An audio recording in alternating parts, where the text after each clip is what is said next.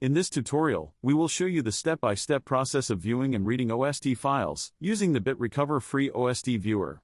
To install the BitRecover free OST viewer, download it from the link in the video description. After installation, simply launch the software. To begin, click the Add File button. Select the OST file you want to view. Then, click the Open option below.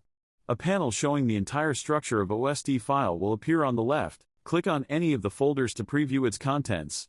Our tool has a section that shows if an email contains attachments. Select an email to view the message. This tool only displays relevant information in the message preview section. User also have the option to view attachments if there are any.